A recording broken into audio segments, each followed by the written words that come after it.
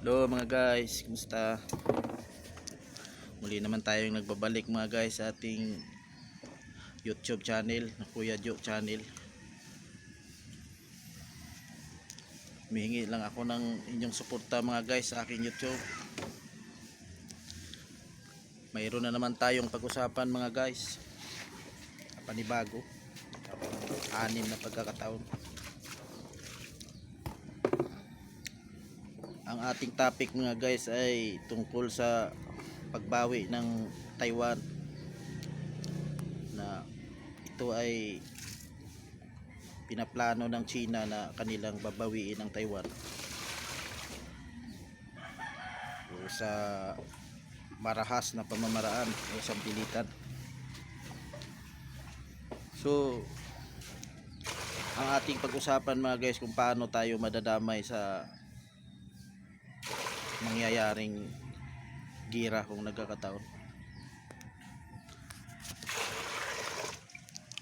Ang Taiwan mga guys ay noong una ay pagmamay-ari yan ng China. So nagkaroon lang ng paghiwalay yun ng isla na yan mga guys dahil sa kanilang magulong pamumulitika.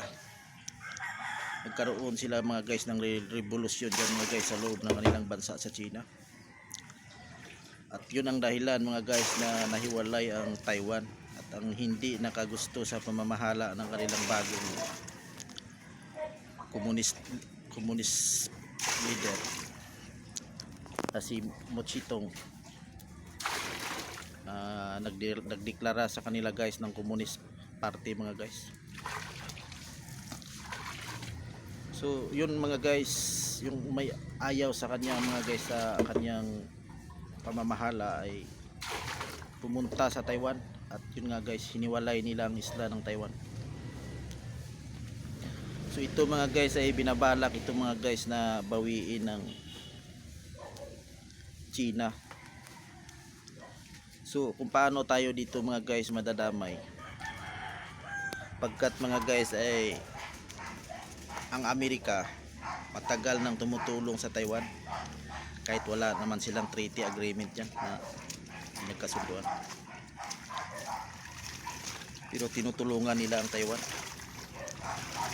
Sa tunayan mga guys, binintahan nila ang mga armas ng mga misil kung ano-ano pa para ihanda sa gira ang Taiwan.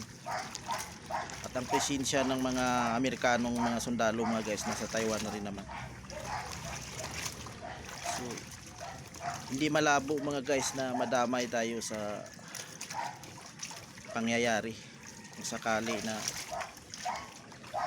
magkaroon ng imbisyon kung maituloy ng China ang kanilang binabalak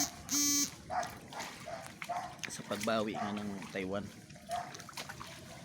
sapagkat ang presensya ng mga Amerikano mga guys gaya ng IDCA ay nandito sa atin sa Pilipinas at nagkalat yan dito sa ating bansa ang kanilang IDCA. So ang mangyayari mga guys pagka sakali na magkagulo na nga ang Taiwan at tinuloy na nga ng China ang kanilang plano sa pagbawi, uunahin mga guys ng People's Army ng PLA mga guys ang mga bansa na alam nila na yun din naman ang pinagmumulan ng mga misil na laban sa kanila, ititira sa kanila. Malamang mga guys mauna pa tayo dyan sa Taiwan na maulanan ng misil. So tiyak mga guys ang pagkadamay natin dyan, at hindi lang naman ang bansa natin ang madadamay, kundi pati na rin ang Japan, South Korea, iba pang bansa na gustong tumulong sa atin at tumulong sa Taiwan. So ang tensyon mga guys ng Taiwan mga guys laban sa China, hindi lang naman doon kundi nag-struggle yan mga guys, pati sa atin na ang ang plano talaga guys ng China mga guys na ng kanilang leader na si President Xi Jinping ay sakupin ang lahat ng mga isla sa buong Asya, kasama na ang Pilipinas dyan. Kaya ang kanilang mapa ay walang permanenteng batayan. Nagsimula sa 9 dash line hanggang naging 10 dash line mga guys. Yan mga guys ay kanila na lang mga propaganda yan mga guys. Sa kanilang tunay na layunin na sasakupin nila ang lahat ng isla ng buong Asya. So hinahadlangan sila mga guys ng US at ng ibang mga bansa na pinapalagan ang kanilang plano, gaya na lamang ng Japan, Australia, Canada, US. Sapagkat mga guys, kung matutuloy ang pagsakop ng China dyan sa West Philippines Sea, mahirapan na mga guys makadaan yung mga tuni-tuniladang mga barko na nagkakarga dyan ng mga kung saan man galing yung mga barko na may mga dalang-dalang bilyon dolyar na mga bagahe. So yan pa mga guys ay hindi naman yan papayagan ng US mga guys na mangyari. So babalik tayo sa Taiwan mga guys. Yun mga guys, kung mangyayari man mga guys ang imbisyon, ay hindi tayo ligtas dyan mga guys. Yun ang katotohanan dyan. So dahil sa masalimuot na sitwasyon mga guys, at siguro nakaramdam na rin ng takot ang presidente ng China, ay bigla itong nakipagpulong mga guys sa presidente ng US na si US President Joe Biden upang linawin ang mga isyu. Sapagkat ang mga sundalo ng China mga guys, ng PLA, magulat kayo mga guys na ang kanyang agenda sa kanyang bansa na samsamin ang lahat ng mga isla at bawiin ang Taiwan ay hindi suportado ng kanyang mga sundalo mga guys, kanyang mga general. Tutol po sila mga guys sa plano ng kanilang pinuno na si President Xi Jinping, sapagkat maliwanag sa kanila mga guys na ang mga isla na kanilang kiniklaim ay hindi kanila. So yung presidente nila mga guys ay hindi nagdalawang isip mga guys na sakupin talaga ang mga isla, sapagkat kasi ang mga ekonomiya mga guys ng China ay negosyo na ang kanilang pakay mga guys. Hindi na sila nakatuon sa kanilang mga mamamayan o military PLA. Hindi kagaya nung una sa panahon ni Mutsito na ang kanilang military ay nakatuon sa pagprotekta sa kanilang mamamayan, na wag silang mapasok muli ng mga kalaban na kasi naghirap kasi ang China mga guys noong panahon na nagera ang kanilang bansa dyan ng Europa. Lumayas yung mga Chinese dyan mga guys at sa kabundukan, at doon sila natuto mga guys kumain ng mga iba-ibang uri ng hayop. So nadala ang China doon mga guys, ang mamamayan ng China.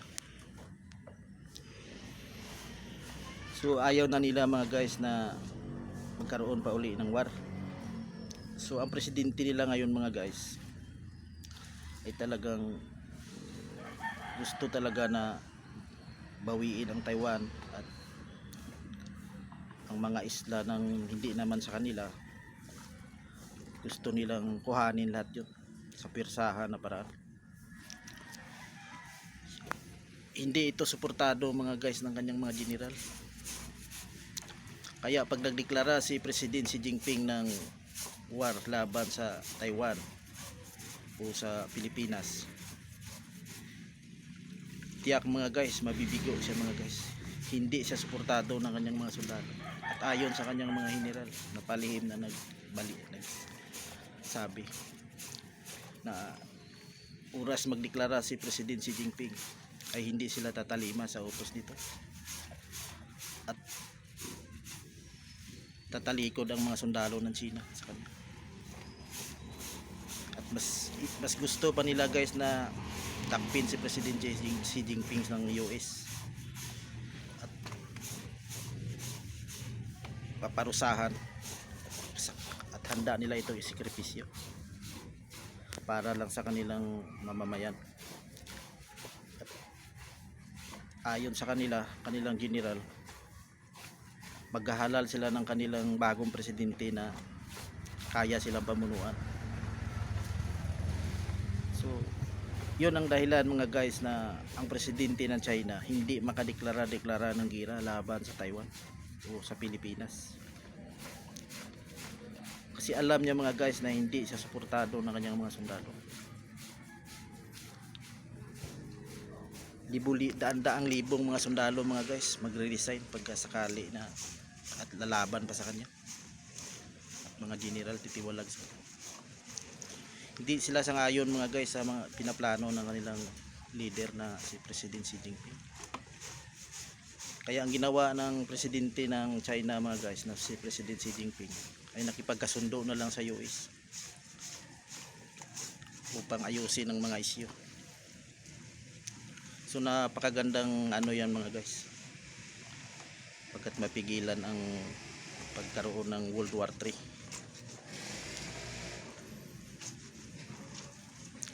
Ngayon mga guys, medyo tahimik ang issue dyan mga guys sa West Philippine Sea o West China Sea, dahil sa hindi natin alam mga guys kung ano ang kanilang napagkasunduan ng presidente ng US na si President Joe Biden, dahil doon naman yan galing mga guys si President Xi Jinping ng China.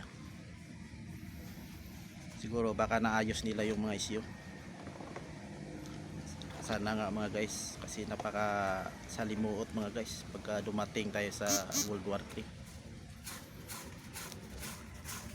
At sana wag mangyari, kasi milyon-milyon ang mamamatay mga guys. Hindi lang sa China, sa Pilipinas. Lahat mga guys magsasuffer yan ng mga guys, ng lahat ng bansa magsasuffer yan ng casualty. So napigilan mga guys ang plano ng China na samsamin ang lahat ng mga isla sa buong Asya at ang pagbawi nila sa Taiwan. Nahadlangan po mga guys ng US. At natakot ang People Army ng China na lumaban sa Amerika, kasi nga ang sabi ng kanilang pinaka-general, baka ito na ang maging katapusan ng kanilang mga sundalo, ang kanilang bansa. So naramdaman ni President Xi Jinping mga guys na hindi talaga suportado ang kanyang pinaplano. Naghinay-hinay siya mga guys, nagdahan-dahan siya. Sa halip na ituloy ang kanyang mga plano, nakipag-ayos na lang siya sa US.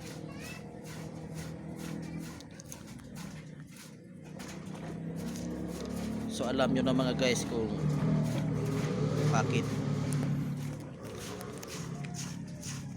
ang China ay gusto nilang bawiin ang Taiwan, sapagkat kanila ang Taiwan mga guys, at ang Taiwan naman ay ayaw pasakop sa kanila. Yun lang mga guys ang aking ma-share sa inyo ngayong video. At sa inyo mga guys ang huling kung ano ang inyong paniniwalaan sa inyong mga ideya yan mga guys, na maniwala kayo sa aking sinabi sa aking vlog. Malaya naman tayo mga guys kung ano ang ating paniniwalaan, pero wala talaga akong bansa na sinusuportahan mga guys, kundi sinasabi ko lang dito ang mga pangyayari. At dito na nagtapos ang aking vlog mga guys. Maraming salamat sa lahat ng aking mga taga-suporta sa aking video. Bye bye mga guys.